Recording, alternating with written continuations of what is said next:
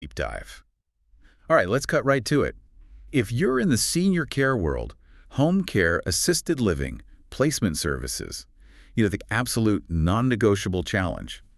You need a consistent flow of clients. Without that, well, nothing else really matters, does it? Today, we are tackling that head on. Yeah, and we're digging deep. This isn't just general advice. We're pulling directly from some really solid source material training content specifically focused on marketing and maybe more importantly, the community liaison role. Right. Think of it as a kind of roadmap for filling the pipeline, Right. getting that steady stream you need. Exactly. So our mission today is to really get inside this material. We want to unpack the strategies, understand the why behind them, and figure out why building these strong community relationships is positioned as, like, the bedrock for success in this specific industry. It really is. It feels like it's more than just, getting your name out there. Oh, absolutely. It's deeper than that. And the material kicks off with this simple but actually quite profound phrase, a quote that really sets the tone. Visibility creates opportunity. Visibility creates opportunity. Okay. That sounds simple enough, almost like the whole strategy boiled down. Mm-hmm. But in senior care, what does that really mean? It's not like selling widgets, right? You're dealing with sensitive, complex family situations, often during stressful times. How does just visibility turn into, real opportunities for your services?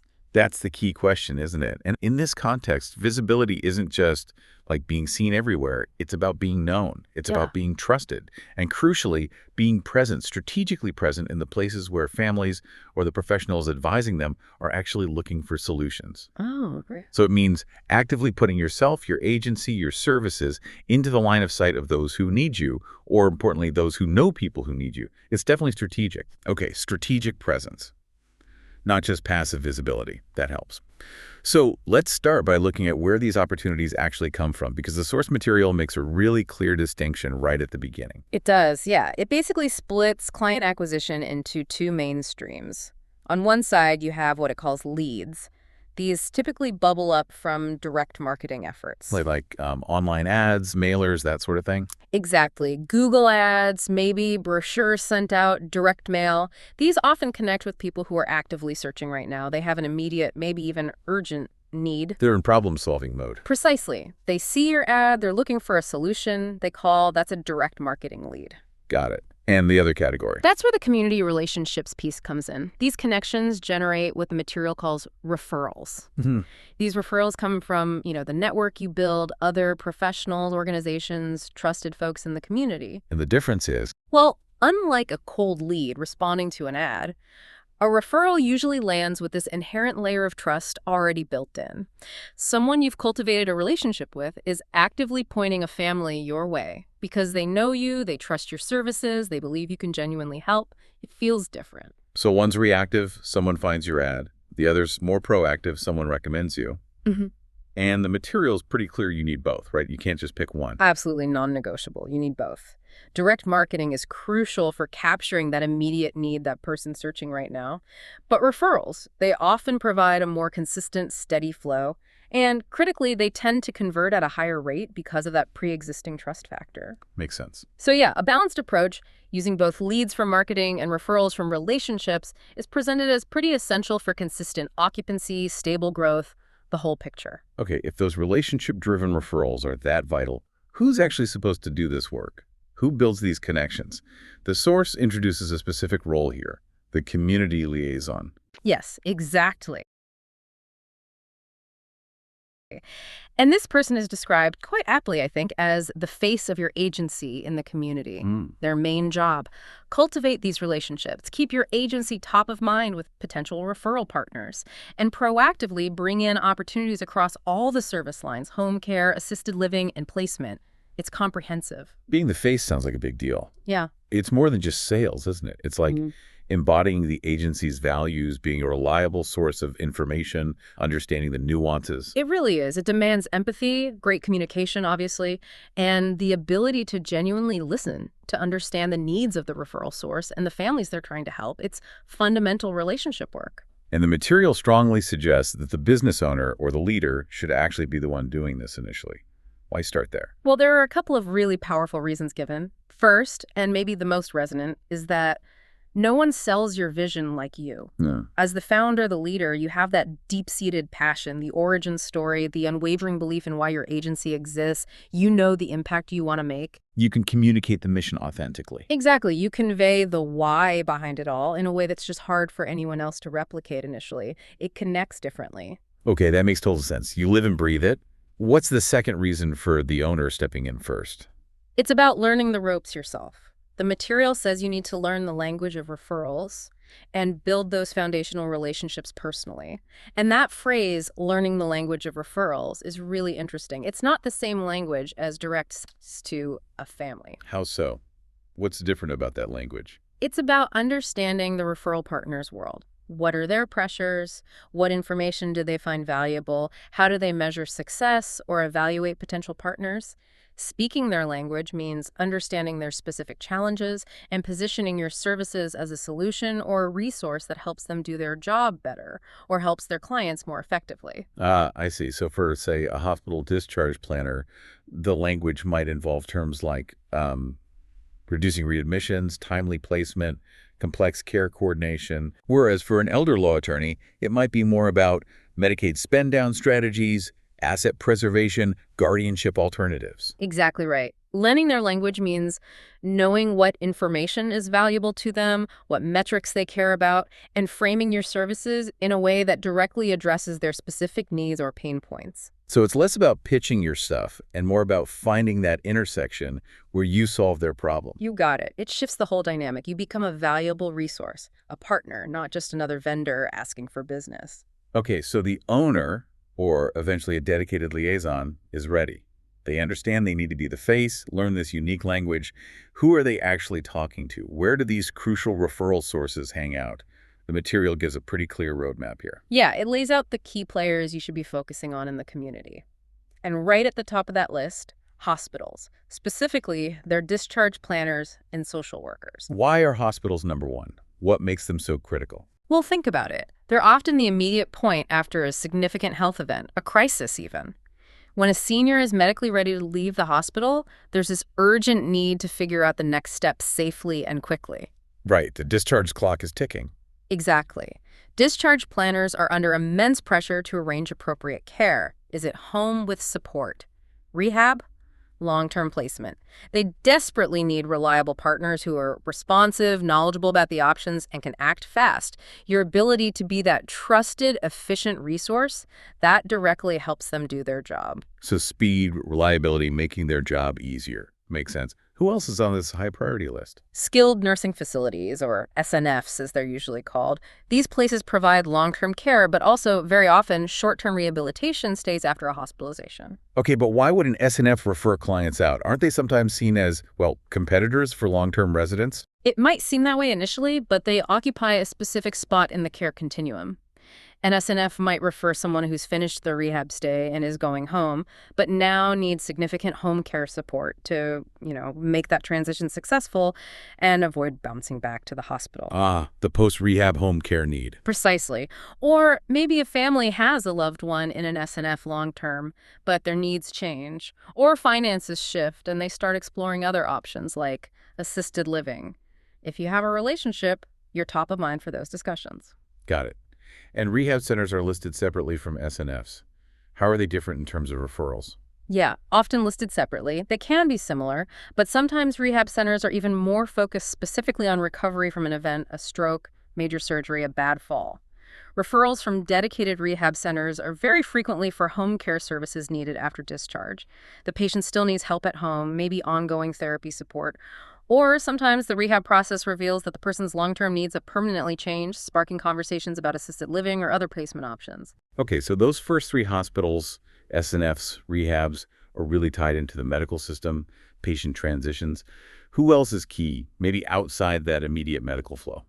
Elder law attorneys. They are a really significant source.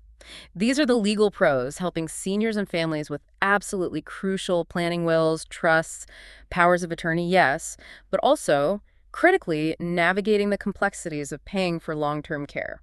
Asset protection, Medicaid planning, VA benefits. They're already trusted advisors having those tough conversations about future care needs and, crucially, how to afford it. Exactly. So when those future needs become current needs, or when specific services are required, like home care to support aging in place, or help finding the right assisted living, or navigating placement, they need reliable care partners they can confidently recommend. If you can be a knowledgeable resource for them on the care options and how they intersect with the legal and financial strategies they're developing, that's incredibly valuable to the attorney. You become part of their solution toolkit for their clients. That's a great way to put it.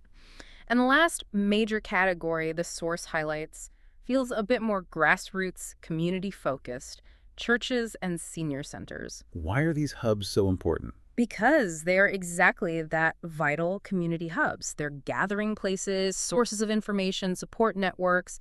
Trust is often built very deeply within these communities, over years of shared experiences.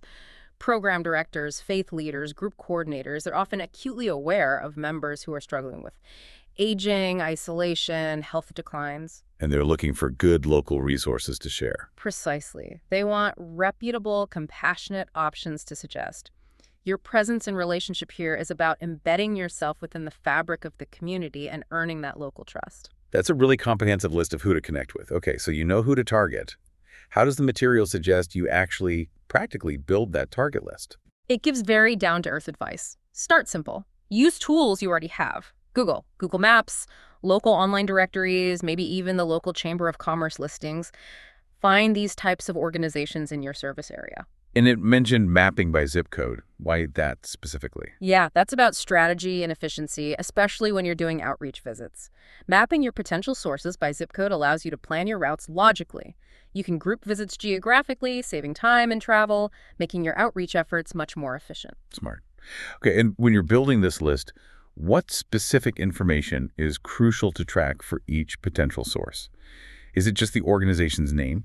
No, it's definitely more than that. Beyond the organization, you need to identify the person, the specific contact name, the discharge planning manager, the lead social worker, the specific attorney handling elder law, the senior center director, and then their direct contact info, phone number, and email address. This reinforces that idea we talked about. You're building relationships with people, not just entities. You need that direct line. Right. Get the right person's details. Okay, list built, key contacts identified. How do you make that first move? Initiate contact. The source suggests a kind of two-step approach. Yeah, it does. The first contact is really just about getting on their radar initially. This could be a phone call, a well-crafted email, or in some cases, a carefully considered drop-in visit. A drop-in. Does that really work? Seems like it could be intrusive. It depends heavily on the target. That's the key takeaway here. Tailor the approach. A friendly drop-in might be perfectly fine, even welcomed, at a smaller senior center or maybe a quieter community physician's office. But trying to drop in unannounced on a hectic hospital discharge unit, probably not the best use of your time or theirs. It could even backfire. So know your audience. Exactly.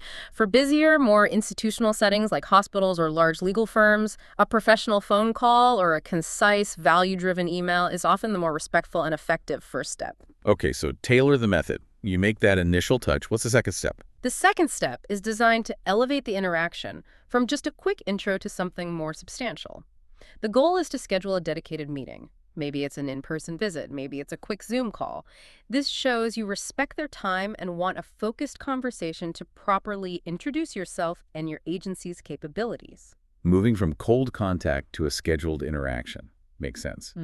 And in that meeting, or even during the initial contact, the material hammers home one crucial element. You have to bring value. Yes, this is absolutely fundamental. This is where you shift from simply asking for referrals to actually offering something useful. You're not just there to pitch your services. You're positioning yourself as a helpful resource, a potential partner who can make their job easier or provide better outcomes for their clients or members. Okay, let's really dig into that bringing value idea, because it's easy to say, but what does it look like in practice? What kind of educational flyers or resources are actually valuable? Because like we said, what a discharge planner needs is different from an attorney. Totally different. Tailoring the value is critical. So for that hospital discharge planner, value might look like providing a really clear, simple checklist for safe home transitions. Or maybe a flyer outlining common discharge pitfalls families face. You could bring information detailing your agency's specific protocols for coordinating care with hospital staff, emphasizing quick response times, 247 availability things that solve their logistical headaches. Okay, making their discharge process smoother.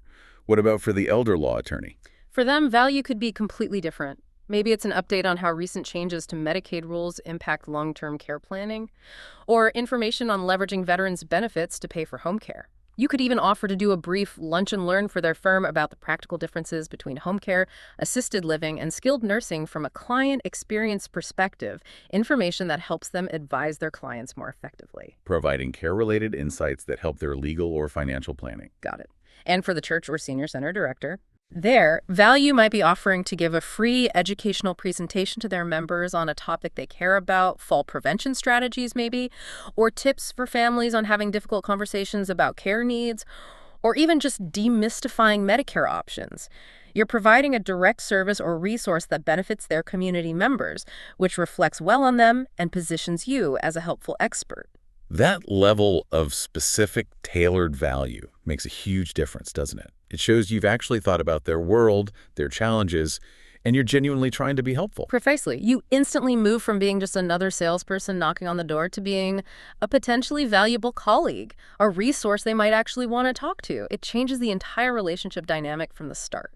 Okay, so you've done the work, identified the sources, made contact, started building rapport by offering real value. Yeah. But we know trust isn't built overnight. Section 3 of the material really zeroes in on what comes next, nurturing these relationships through consistency. Yes, and if there's one word that summarizes this section, it's consistency. The material is adamant. This is absolutely non-negotiable. Building a strong, reliable referral pipeline takes regular, ongoing effort. These professionals are busy, they interact with tons of providers. You need a system to stay visible, stay top of mind in a positive and helpful way. So what does that consistency look like day to day, week to week? What kind of regular touch points does the source recommend? It suggests aiming for weekly check-ins or touch points with your key contacts. Now, these don't have to be, hour-long meetings. It could be as simple as forwarding a relevant news article you saw about senior care trends, or a quick phone call just to say hello, see if they have any immediate needs or questions, maybe dropping off some updated flyers, or even just a small basket of muffins for the office staff. The goal is consistent, positive, helpful visibility without being annoying or overly demanding of their time. Just those gentle reminders. Hey, I'm here. I'm a resource. What about beyond the weekly cadence? Monthly updates are also highly recommended. This could be through a simple email newsletter or just a direct email to your contact list. This is a great place for consolidated information. Things like availability updates are really valuable here. What kind of availability updates are we talking about? Well, for an assisted living facility, this is crucial, letting partners know about current or upcoming bed availability. Saves them time calling around. For a home care agency, it might mean updating partners on your current capacity for taking on new clients, highlighting any specialized services you've added, like dementia care specialists, or maybe noting if you've expanded your geographic service area. Keeping partners informed helps them refer appropriately and confidently. Okay, so weekly touches, monthly updates. What about getting more actual face time? Yeah, that's important too. Invitations to events are highlighted as a great way to strengthen those relationships. This could mean inviting key referral partners to educational seminars you're already hosting for the broader community, or you could organize specific networking events, maybe a breakfast or an after-work mixer, just for professionals in the local senior care network. How do events help beyond just the information shared? They offer that invaluable opportunity for deeper, more relaxed face-to-face interaction. Partners can meet other members of your team, maybe tour your facility if you have one. They can network with each other, which they often appreciate. It just solidifies the relationship on a more personal level than a quick email or phone call can. Right, it adds another dimension to the connection. So it's this multi-layered approach. Quick touches, broader updates, periodic events. When the liaison is out there doing these visits or attending events, what physical marketing materials should they always have ready? The source material lists the must-haves. First, a professional, well-designed agency brochure that clearly explains your services. And it specifically mentions making sure that brochure includes information on all 3 service lines: home care, assisted living, and placement. Why is that comprehensiveness so critical? Because, as we discussed, you never know exactly what need a referral partner might encounter on any given day. That elder law attorney might have one client needing home care right now, but their next client might be asking about assisted living options. A discharge planner could have 2 patients discharging simultaneously, one needing home support, the other needing immediate placement. If your brochure only talks about home care, The partner might not even realize you also offer placement services, even if that's exactly what their current patient needs. You could be leaving referrals on the table simply because they didn't know your full scope. So presenting all three positions, Mhm. you'll be as that comprehensive go-to resource. Exactly. You're showing them you can potentially solve multiple problems they face, making you a more valuable connection for them. Makes strategic sense. What else is in the essential toolkit? Business cards, of course, the classic networking staple. And then materials that offer tangible proof of your quality and build confidence. Things like flyers detailing specific programs or differentiators. For home care, maybe caregiver bios that highlight experience and training. And definitely testimonials from happy families or even other professionals. How do things like caregiver bios or testimonials help build trust with the referral partner? I get how they help the family, but why the partner? That's a great question. Remember, referral partners are essentially putting their own credibility on the line when they recommend you. They need to feel confident you'll take excellent care of the people they send your way. Seeing professional caregiver bios reassures them about the quality and qualifications of the staff who will actually be providing the care. Testimonials, especially from other respected professionals or genuinely grateful families, provide powerful social proof that your agency delivers on its promises. These aren't just selling points, they're a concrete evidence that helps the partner feel secure and justified in making that referral. They reduce the perceived risk for the referrer. Ah, okay. The trust-building tools for the partner's peace of mind. That's a key insight. How does all this in-person physical outreach connect with your digital presence? How does the online world support this? The material positions the digital presence as a crucial supporting player. It doesn't replace the human connection, but it reinforces it. Your website is obviously the central hub online. It needs to look professional, be easy to navigate, and clearly detail all your services. It's where people go to verify information or learn more after an initial contact. And what about things like your Google My Business profile, SEO, online reviews? How do they fit into this referral strategy specifically? Think of it like this. Your liaison has a great meeting with the discharge planner. The planner likes what they hear, they have your brochure. Later that day, or when they have a specific patient need, they might do a quick Google search for your agency, maybe to grab the phone number quickly, or even to show the family your website. What did they find? A well-maintained Google My Business profile with current info, good photos, maybe directions, good SEO means you're easy to find. And, critically, positive online reviews from other families. All of this instantly validates the positive impression your liaison made in person. It backs up the story. Exactly. It reinforces your credibility and professionalism online. It makes the referral partner feel even more confident, and it provides immediate, reassuring information for the family they're talking to. The digital presence acts as verification and amplification of the relationship you're building offline. So in this referral context, the online presence is less about generating the initial connection from scratch and more about building trust and making it easy for partners and families to find and confirm information after that personal connection is made. That's a perfect way to summarize it. The digital supports and strengthens the physical outreach. It all works together. Okay, this whole process sounds incredibly active, very systematic. How on earth do you keep track of all these different relationships, touch points, follow-ups? Section 4 gets into the nitty-gritty of executing the plan and tracking progress. Yeah, and it really emphasizes that this can't be a casual when I have time activity. It requires deliberate structure. It even provides an example outreach calendar as a tangible way to visualize how a liaison might structure their week for maximum impact. Let's walk through that example. What's the thinking behind how it lays out the week? The suggested structure seems designed for both consistency and hitting the key referral sources at opportune times. For instance, Monday is often suggested for visiting hospital discharge planners. Why? Because that's often when discharge planning for the week kicks into high gear. Start the week where the transitions are happening most frequently. Makes sense. What about midweek? Tuesday might be focused on SNF follow-ups, checking in with existing contacts, nurturing relationships where patients might be nearing the end of their rehab stays. Wednesday could be about engaging broader professional networks, maybe attending an elder law attorney luncheon, a local chamber event, or a healthcare networking group meeting. Getting out into the wider professional community. Right. Thursday might then be dedicated to those in-person referral drop-ins we talked about, revisiting contacts in a specific geographic zone, maybe making some new cold approaches where appropriate and welcomed.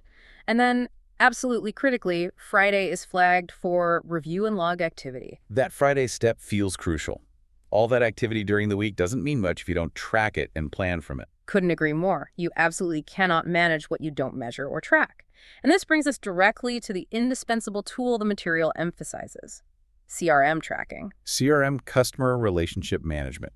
Exactly. Whether you start super simple with a well-organized spreadsheet or you use a free or paid CRM tool like HubSpot or others, having some system to track these interactions is presented as completely non-negotiable. You need a central place for this information. What specific details need to be logged in this CRM or tracker? Everything relevant to managing that relationship effectively. The date of the contact, the method, call, email, visit, event, who you spoke with. Crucially, detailed notes from the interaction. What topics did you discuss? What value did you provide? E.g., dropped off specific flyers. Did they mention any specific needs or challenges? What did they say about their referral process or timeline? Any personal details that help build rapport, and of course, any responses or commitments received. Why are those detailed notes so vital? Can't you just remember the important stuff? Maybe for the first 5 contacts, but as your network grows, absolutely not. Relying on memory is a recipe for disaster.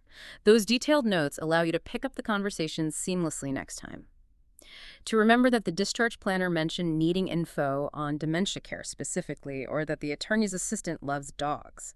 It helps you tailor your follow-up, personalize your communication, and demonstrate that you actually listen. It ensures you're being a relevant resource, not just making generic check-in calls. It fuels that personalization and value. And the material specifically calls out setting reminders in the CRM. Why is that function so important? Oh, it's critical. That's the mechanism that ensures follow-through and prevents things from falling through the cracks. If a partner asks for updated brochures next month, you set a reminder.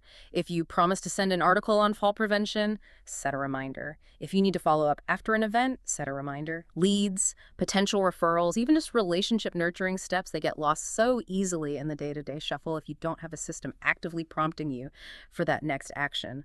Reminders are the safety net for your pipeline. Okay, so systematic individual outreach, meticulously tracked.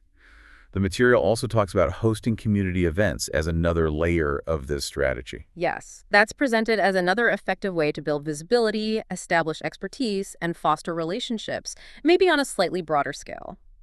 The main types suggested are things like educational seminars for the community on relevant topics, navigating memory loss, understanding long-term care insurance, fall prevention workshops, that kind of thing. And also networking mixers, specifically designed for other professionals working in the senior care space, or related fields attorneys, financial planners, geriatric care managers, etc. And why invite caregivers and families to those educational events? They aren't professional referral partners in the same way. That's true, but hosting events for the wider community serves multiple key purposes, even within this referral-focused strategy. First, yes, educational seminars absolutely attract families who might be in the early stages of needing services, making them direct lead generation opportunities. That's valuable in itself. But maybe more importantly, inviting families and community members demonstrates your agency's commitment beyond just business transactions. It shows you're invested in educating and supporting the community. And referral partners see that. Exactly.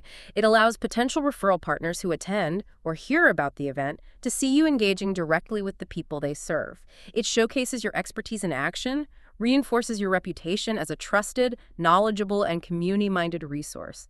It adds another layer of confidence for them. It validates your commitment and expertise publicly. Precisely. It offers another positive touch point and reinforces why they should feel good about recommending you.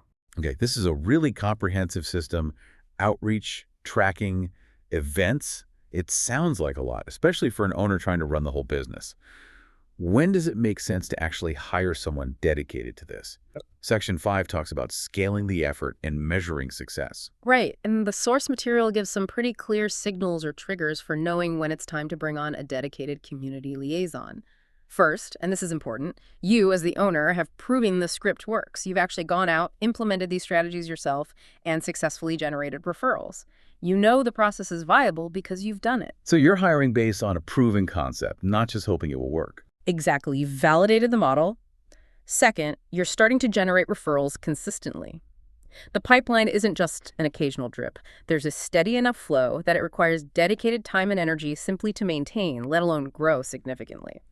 And third, related to that, you've reached a point where you, the owner, need to delegate this function to free up your time for other high-level strategic priorities. You need someone focused solely on this to really scale the referral building effort beyond what you can manage alone. That makes a lot of sense. Prove it works, see it gaining traction, then hire to scale. It de-risks the hire significantly. So you're ready to hire. What kind of person makes a great community liaison? What are you looking for? The material boils it down to some key qualities. It highlights the 3 Ps: professional, personable, and persistent. Okay, professional is clear, represents the agency well. Personable needs to be good at connecting with people, building rapport. What about persistent? Why is that so crucial? Because building these relationships takes time and effort. It's not instant gratification. You won't get a referral every time you talk to someone. You'll encounter gatekeepers, people who are busy, people who already have established relationships. A good liaison needs the persistence to keep following up appropriately, nurturing contacts patiently over time, and not getting easily discouraged by a no or not right now. But crucially, it's persistence balanced with respect for the partner's time and boundaries. It's about being consistently present and helpful, not pushy or annoying. A fine line to walk. What other skills or background are helpful? Well, strong communication skills are obviously paramount, both listening and articulating the value clearly. That's foundational for building trust. While direct experience or knowledge of the senior care industry is definitely a plus, the material actually stresses that a willingness to learn is key. You can often train a great relationship builder on the specifics of senior care services. So you can teach the industry knowledge, but the core relationship skills are harder to teach. That seems to be the implication. Find someone with the right attitude and interpersonal skills first.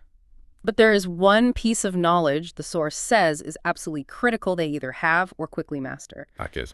They absolutely must be able to speak comfortably, knowledgeably, and confidently about all 3 of your primary service lines: home care, assisted living, and placement services.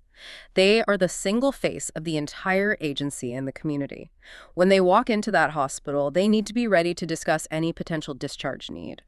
When they meet that attorney, they need to understand how all your services might fit into a client's plan.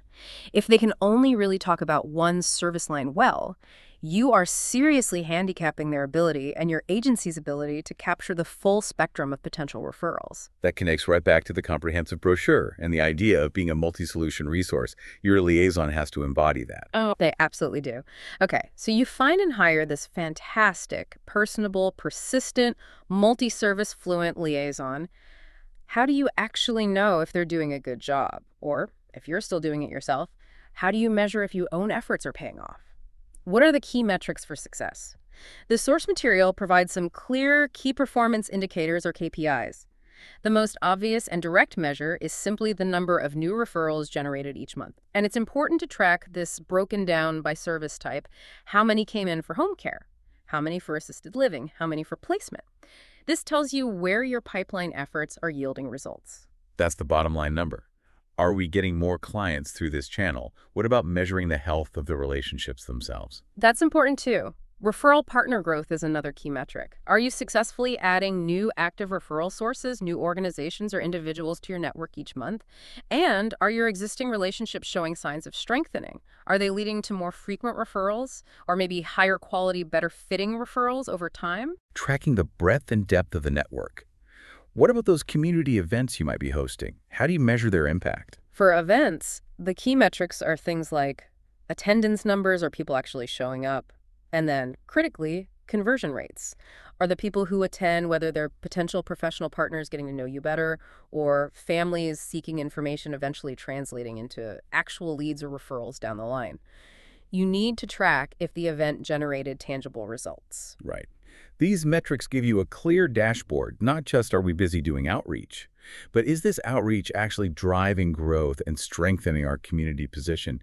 And the material really tries to underscore the potential impact here by looking at the financials, the cost versus the ROI. Yeah, it lays out some pretty straightforward numbers to illustrate the potential leverage of having an effective liaison, whether that's you or a dedicated hire.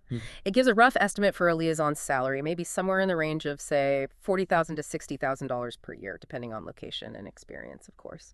Okay, a typical professional salary range. Yeah. And it contrasts that cost with the potential revenue generated with just one successful referral. Exactly. It suggests that a single successful client engagement stemming from a referral, whether it's ongoing home care, an assisted living move-in, or a placement fee, could potentially generate somewhere between $4,000 to $6,000 per month in revenue. Obviously, this varies hugely based on service type, level of care, and pricing structure, but it gives a ballpark. That's a pretty powerful number when you think about it on a monthly recurring basis. It really is. And based on those kinds of potential revenue figures, the material offers a very simple illustrative break-even calculation. It suggests that, rough numbers, a successful community liaison could potentially cover their entire annual salary by generating only 1 to 2 successful ongoing client engagements per month. Wow. Just 1 or 2 placements or ongoing clients a month potentially pays for the entire role. That calculation really crystallizes the potential ROI, doesn't it? It makes a very compelling business case for prioritizing this kind of systematic referral development. It absolutely does. It reframes the liaison role, not just as a marketing cost center, but as a potentially powerful revenue-generating engine for the agency with significant financial leverage if done effectively. Okay, this all sounds great in theory, but how does someone listening right now actually get started? How do you bridge the gap between understanding this strategy and actually doing it? Section 6 of the material gives a super concrete action plan, things to do literally this week. Yeah, it breaks it down into immediate, tangible steps to get the ball rolling. No excuses. First, take that list of referral source types we talked through: hospitals, SNFs, attorneys, senior centers, etc., and immediately start creating your specific local list. Use Google, use online directories, whatever it takes. Map them by zip code. Start identifying actual organizations and, if possible, potential contact names in your service area. Okay, step 1, build the target list. That's putting section 2 into practice right away. What's next for this week? Second, and this might be the hardest for some, push past any initial discomfort and commit to making just 3 cold contacts this week. Whether it's a phone call, a targeted email, or even a strategic drop-in if appropriate. Just 3. This forces you to start the outreach process, practice your initial approach, and just get comfortable putting yourself out there. Action beats analysis paralysis. Grit your teeth and make 3 contacts. Got it. And while you're doing that initial outreach. Third, immediately set up your CRM or referral tracker. Don't wait, even if it's just a simple spreadsheet to start. Get that system in place before you have too many contacts and interactions to possibly remember accurately. Log those first 3 outreach attempts right away. Start building the tracking habit from day 1. So build the list, make the first contacts, set up the system to manage it all. What's the final action item for this week? Send 1 simple email update to all the referral partners you currently have any contact information for, even if it's just a small list right now. This could be just a quick hello, sharing a small piece of valuable info, or letting them know your current availability.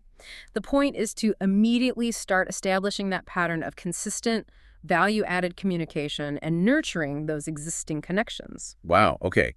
Create list, make 3 contacts, build tracker, send 1 update. Those are incredibly specific, actionable steps anyone could genuinely tackle starting today or tomorrow. The material also points towards some further reading to help cultivate the right mindset for this kind of relationship-focused work. Yes, it recommends a specific book, Close the Deal, by Sandler. Sandler selling.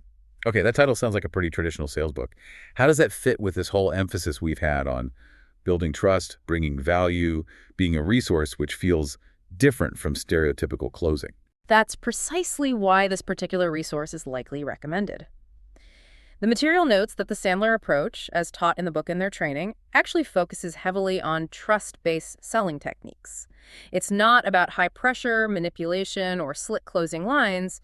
It's really about building rapport, asking insightful questions to deeply understand needs, qualifying opportunities properly, and ultimately facilitating a good decision for everyone involved: the client, the family, and the referral partner. It teaches effectiveness within a trust-based framework. So it's about learning how to guide the conversation effectively and ethically, helping people arrive at the right solution rather than forcing a sale. Exactly. It's about mastering the art and science of facilitating a good decision, which feels very aligned with the consultative nature of senior care. What are some of the core Sandler principles the source highlights as being particularly relevant for this community liaison role? 3 key areas are mentioned specifically.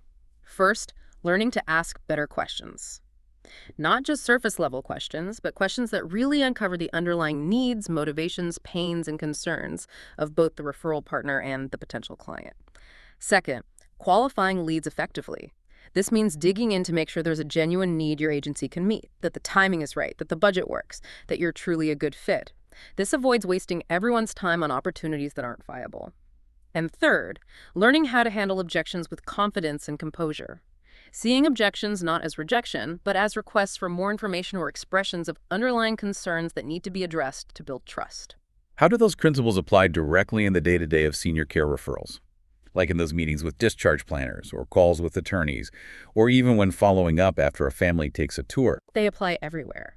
Asking better questions of a discharge planner helps you understand the real barriers to a safe discharge for this specific patient. Asking better questions of an attorney helps clarify the family's financial constraints or legal complexities up front. Qualifying effectively means not pushing your home care services on a family who clearly needs 247 supervision that only assisted living can provide. It means being honest about fit. And handling objections, whether it's a referral partner worried about your staffing levels or a family concerned about the cost during a tour, means addressing those concerns head-on, transparently, providing facts, offering solutions if possible. This actually builds trust rather than eroding it. It's all about facilitating that good, informed decision. That approach definitely reframes selling into something much more consultative, much more like a partnership. Feels way more appropriate for the sensitivity of senior care. Absolutely. It aligns the sales process, if you want to call it that, with the deeply human-centered nature of this work. And the source material's final reinforcing note really ties this whole strategy together nicely. And what's that final takeaway? It just reiterates one last time that your referral pipeline, built through these consistent, value-driven relationships, is fundamentally the backbone of your senior care business. Building it strong, ensuring it grows steadily, requires that sustained, systematic effort we've been discussing. And it emphasizes, again, that really critical point.